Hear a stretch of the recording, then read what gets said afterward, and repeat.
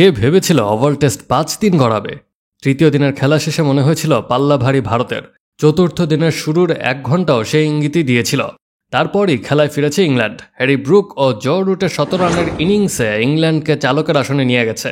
মনে হচ্ছিল চা বিরতির কিছুক্ষণ পরেই টেস্ট ও সিরিজ জিতে যাবেন বেন স্টোকসরা। তবে খেলা আবার ঘুরেছে। ভারতের বোলারেরা শেষ বেলায় দলকে ম্যাচে ফিরিয়েছেন।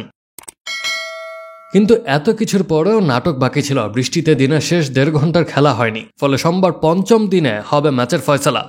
জেতার সুযোগ রয়েছে দু দলেরই। ইংল্যান্ডের জিততে দরকার 35 রান, আর ভারতের চাই 4টি উইকেট। খেলা বন্ধ হয়ে যাওয়ায় সুবিধা হয়েছে ভারতের।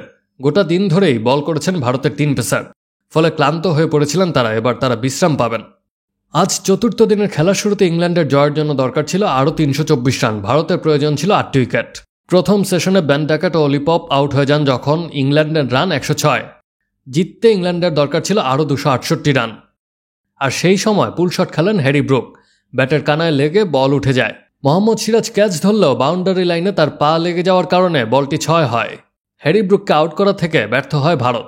হ্যারি ব্রুক এবং জো রুটের মধ্যে 195 রানের জুটি হয়। আর তাতেই খেলা ইংল্যান্ডের হাতে চলে আসে। চা বিরতির আগে নিজের 100 রান পূর্ণ করেন ব্রুক। তারপর আরও হাত খোলা শুরু করেন তিনি। সেটা করতে গিয়ে 98 বলে 111 রান করে আকাশদ্বীপের বলে আউট হন ব্রুক। শেষ পর্যন্ত সিরাজই তার ক্যাচ ধরেন। তবে ততক্ষণে তিনি ইংল্যান্ডকে জয়ের পথে অনেকটাই নিয়ে এসেছেন। সেখান থেকে ম্যাচে ফিরতে হলে পরপর উইকেট তুলতে হতো ভারতকে। রুট অবশ্য ভারতীয় বোলারদের কোনো সুযোগ দেননি। সিরিজে আরও একটি 100 রান করেছেন তিনি। চা বিরতির পর ইংল্যান্ডের জিততে দরকার ছিল 57 রান। আর তখনই ঘুরে দাঁড়িয়েছেন ভারতের পেসাররা। শেষ পর্যন্ত বেরসিক বৃষ্টির কারণে আজ ম্যাচের ফলাফল নির্ধারণ করা যায়নি। সোমবার হবে এই টেস্ট ও সিরিজের ফয়সালা।